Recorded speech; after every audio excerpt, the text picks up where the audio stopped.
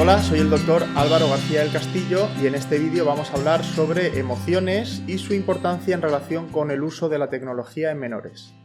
El ser humano es un ser emocional. Desde que nacemos con ese primer llanto tan característico, las emociones nos acompañan a lo largo de toda nuestra existencia. Durante los primeros años utilizamos las emociones como lenguaje con las personas que nos rodean para transmitirles nuestras necesidades más básicas. Conforme vamos creciendo, empezamos a entender el papel de las emociones y cómo su expresión proporciona una valiosa información a los demás que resulta imprescindible para un adecuado funcionamiento social. Las emociones evolucionan con nosotros. Los miedos que, por ejemplo, podríamos tener con 3 o 4 años a monstruos o seres imaginarios se pueden ir convirtiendo con el paso de los años en miedo al rechazo o miedo a la evaluación de los demás, por ejemplo, cuando llegamos a la adolescencia.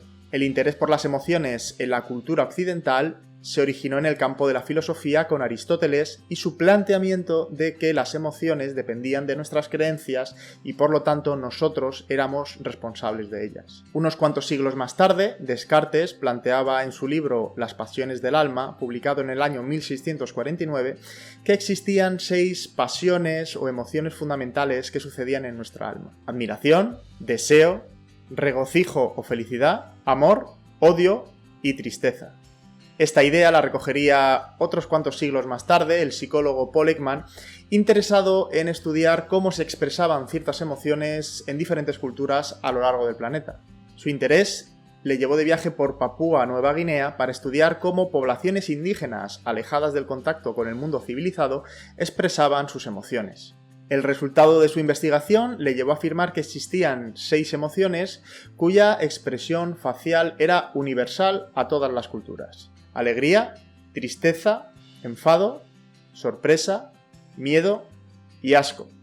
Seguro que te suenan de la película de Disney Pixar Inside Out. Aunque esta propuesta se ha ido revisando, criticando y ampliando con el paso de los años, nos puede servir para entender que existen ciertas emociones, que podemos llamar emociones básicas, relacionadas con nuestros instintos y nuestra parte más automática, que se disparan ante ciertos estímulos y que como consecuencia de nuestras experiencias y la socialización van evolucionando, van cambiando y van formando otra serie de sensaciones más complejas. En este punto me gustaría que hiciéramos una aclaración conceptual.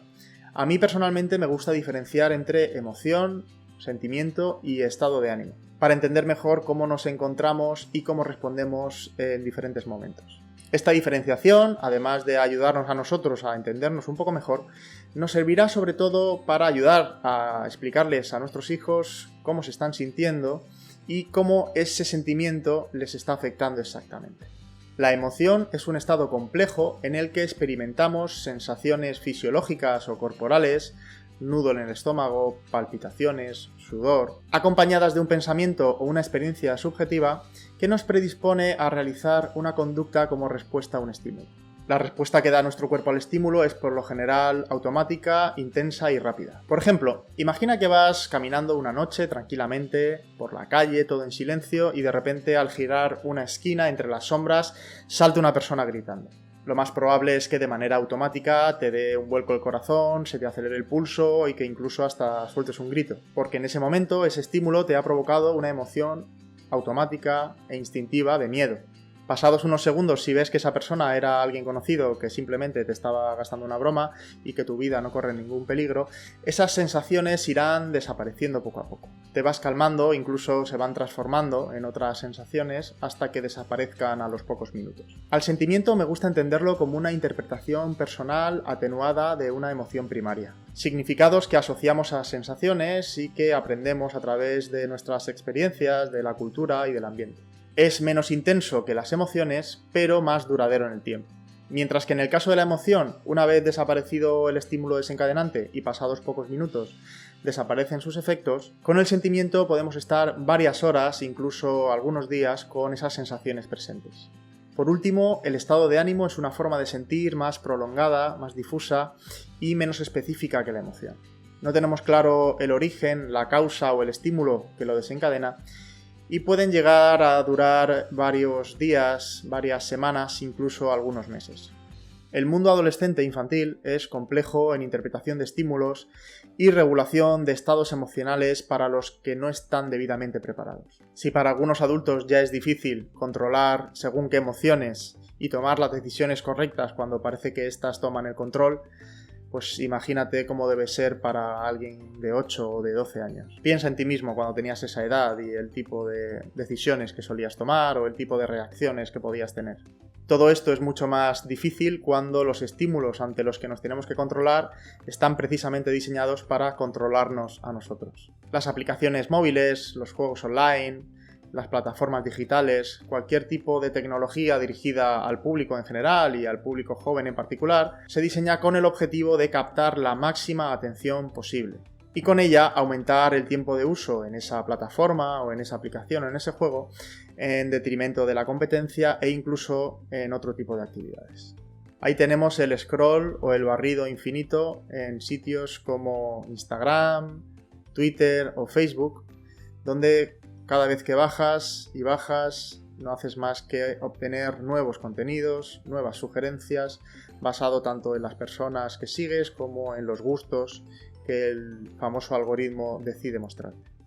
O la reproducción automática en plataformas como TikTok, que evitan que tengamos que decidir nada y que de una manera ágil y rápida nos muestran una y otra vez diferentes vídeos basados una vez más en nuestros gustos o en las personas que podemos estar siguiendo y que dada su corta duración y la gran cantidad de estímulos pues hace que perdamos la noción del tiempo y que estemos más tiempo dentro de la aplicación. Por no hablar de los codiciados likes o me gustas en aquellas plataformas en las que subimos nosotros contenido. En definitiva, todo el diseño y el funcionamiento de las redes sociales, de las aplicaciones y demás plataformas o tecnología basada en el entretenimiento online aprovechan el sistema de recompensa de nuestro cerebro para producir enganche o engagement.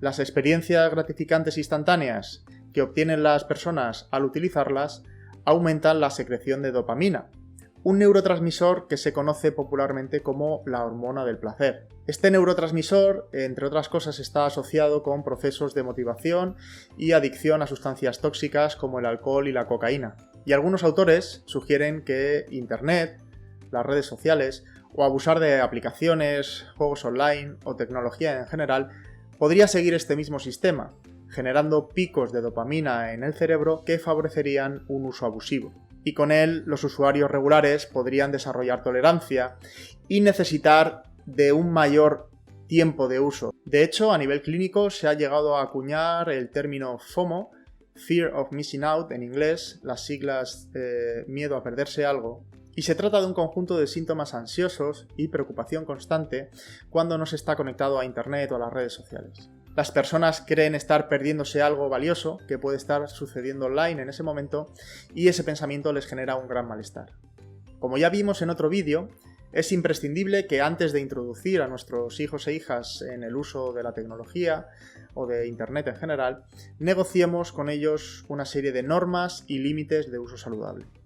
Además, tenemos que estar preparados para lidiar con todos esos estados emocionales que nos vamos a encontrar durante este proceso. Ya sabemos que la tecnología se diseña para captar su atención, aumentar el tiempo de uso y elegir preferiblemente unos respecto de otros. Por tanto, esas características, junto con las consecuencias reconfortantes para los usuarios, la estimulación constante y la comparación social con sus iguales, dificultarán la aplicación de estas normas y el cumplimiento de los límites, por lo que es probable que cada cierto tiempo tengamos alguna que otra discusión.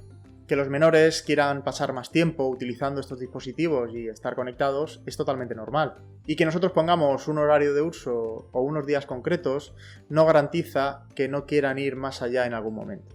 Como con cualquier otro límite a estas edades, es normal que poco a poco quieran ir acercándose a esa línea para intentar traspasarla. El objetivo no es evitar las discusiones, sino afrontarlas adecuadamente.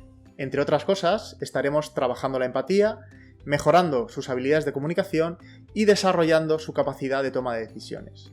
Es importante que recordemos siempre nuestro papel de educadores, de modelos y de adultos para que, pensando en nuestra mejor versión, nos enfrentemos adecuadamente al problema. El primer paso, ante una situación conflictiva en la que tenemos presentes varias emociones, es precisamente saber identificarlas. tanto en nosotros como en ellos. Pregúntate si conoces las emociones. ¿Sabrías identificar realmente cuando tu hijo está triste? ¿O cuando tú te estás alterando? ¿Podrías saber si tu hija está frustrada?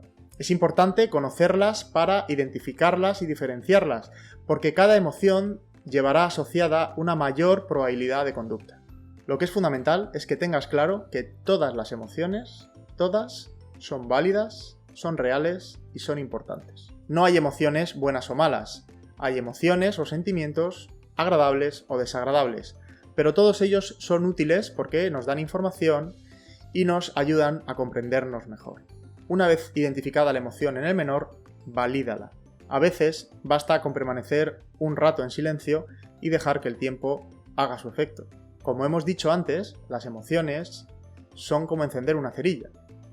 Muy intensas al principio, pero son breves. No la juzgues y ayúdale a identificarla. Validar no hará que desaparezca la emoción, pero le ayudará a sentirse comprendido y respetado. Una vez pasado el momento crítico y calmadas las aguas, podrás sentarte con él, a hablar y a reflexionar sobre cómo poder hacerlo mejor la próxima vez.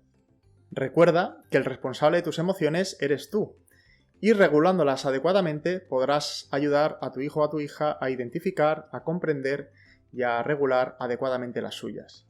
Espero que te haya resultado útil esta información y nos vemos en próximos vídeos.